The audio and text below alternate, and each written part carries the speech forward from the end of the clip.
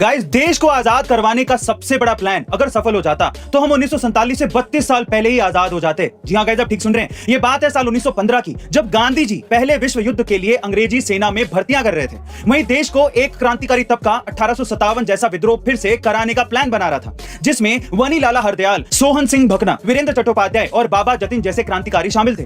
दरअसल इस प्लान का नाम था जर्मन प्लॉट, जिसमें हमारे क्रांतिकारी जर्मन राजा की मदद से कई हथियारों को जर्मनी से लाने वाले थे। लेकिन तभी कृपाल सिंह नाम के गद्दार ने सारी योजना सरकार तक पहुंचा दी और पूरा प्लान मिट्टी में मिला दिया, जिसके बाद उड़ीसा तट सील कर दिया गया, क्योंकि जर्मनी से हथियारों का खेप वहीं से आने वाला था। बड़ी संख्या में गिरफ्तारियां हो गई, कई नेताओं को काला पानी की सजा दे दी गई और बाबा जतिन जैसे कई क्रांतिकारी अंग्रेजों के साथ हुई मुठभेड़ में शहीद हो गए। वैसे गाइस, हमारे क्रांतिकारियों ने जो प्लान बनाया था उससे आजादी बिल्कुल तय थी। इसके लिए 56 तोपों की सलामी तो बनती है। जय हिंद, जय भारत। आपकी फैमिली में आपका फेवरेट पर्सन? पापा। पापा अच्छे हैं तो क्यों है, एक शब्द में?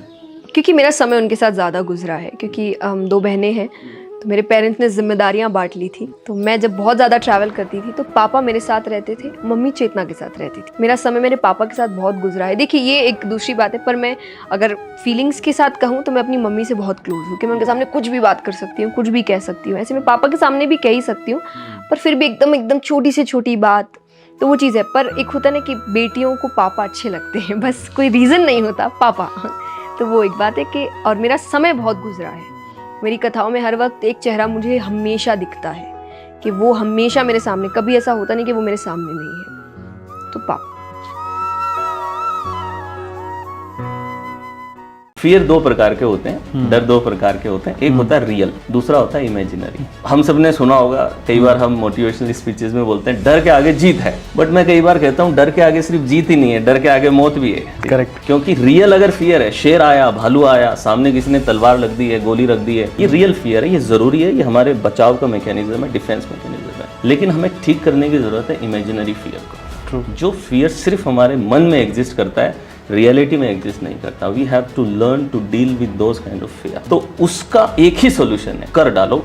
कंडीशंस 2 देख लो, वो करने से आपकी जान माल का नुकसान ना हो और सामने वाले की जान माल का नुकसान ना हो। गाइस, ये तो आपको पता ही है कि हमारा इंडिया साल 1947 में ब्रिटिश हुकूमत से आजाद हुआ था। लेकिन क्या आप ये जानते हैं कि भारत का सबसे छोटा राज्य गोवा भारत की आजादी के 14 साल बाद आजाद हुआ था? लेकिन ऐसा कैसे?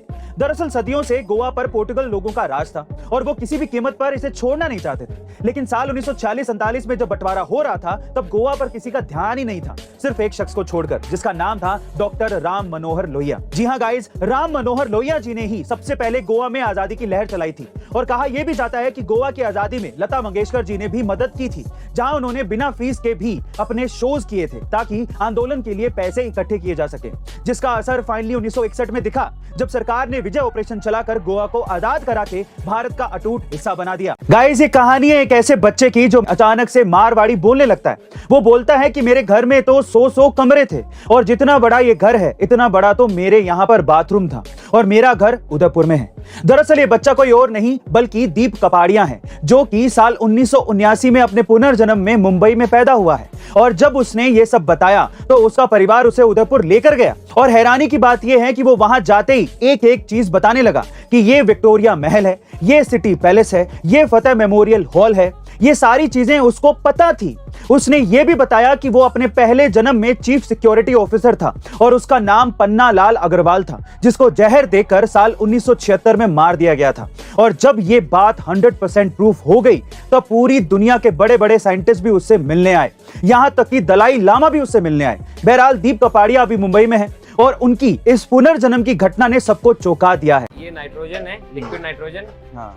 ये बहुत ठंडी है। अच्छा। -190 डिग्री सेल्सियस तक। बाप रे। अभी देखो, मैं इसके टच भी कर लूंगा, ये देखो मैं टच कर रहा हूँ। अच्छा, कुछ नहीं होता है? नहीं। अगर ज्यादा नहीं, आप मत कीजिए। आप सेलिब्रिटी, मैं नहीं चाहता कि आपको कुछ भी हो।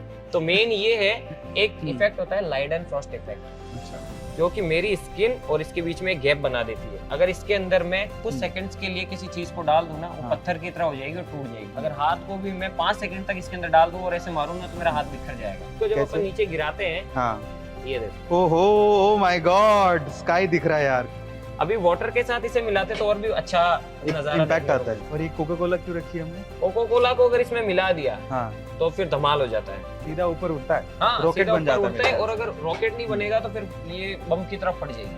फट जाएगी। गाइस, अक्सर आपने देखा होगा कि अमेरिका, कनाडा और रशिया में उनके देश के झंडे हर जगह, जैसे कि रोड्स पर, कैफेज पर, रेस्टोरेंट्स पर मौजूद रहते हैं, जिससे लोगों के दिल में देश के लिए एक खास जगह बनी रहती है। लेकिन भारत में ऐसा नहीं होता। इसके पीछे का कारण क्या है, क्या आप जानते हैं? चलिए आज मैं आपको बताता हूँ। इसके पीछे का कारण है इंडियन कॉन्स्टिट्यूशन में इंडियन फ्लैग कोड का होना। इनफैक्ट वो क्लोज जो ये कहता है कि इंडियन नेशनल फ्लैग सनराइज से सनसेट तक ही होस्ट किया जा सकता है, जो बहुत ही मुश्किल कर देता था इतने तादाद में रोज सुबह झंडों को फहराना और सूरज ढलते ही उन्हें उतार के रखना। लेकिन गाइज, अब सेंट्रल गवर्नमेंट ने इस नियम में बदलाव कर दिए हैं, जिसके अनुसार हम खुले आसमान में अपने घरों, दफ्तरों पर रोज बिना किसी स्पेशल ओकेजन के भी सुबह से रात तक झंडा फहरा सकते हैं। और यह कहना गलत नहीं होगा कि आज इन्हीं बदलावों के कारण ही पूरे देश भर में हर घर तिरंगा अभियान इतना सक्सेसफुल हो पाया है। गाइज, आपको सरकार का यह फैसला कैसा लगा कमेंट सेक्शन में जरूर लिखिएगा और ऐसे अमेजिंग वीडियोस के लिए शेयर, सब्सक्राइब एंड लाइक। मिलते हैं अगली वीडियो में।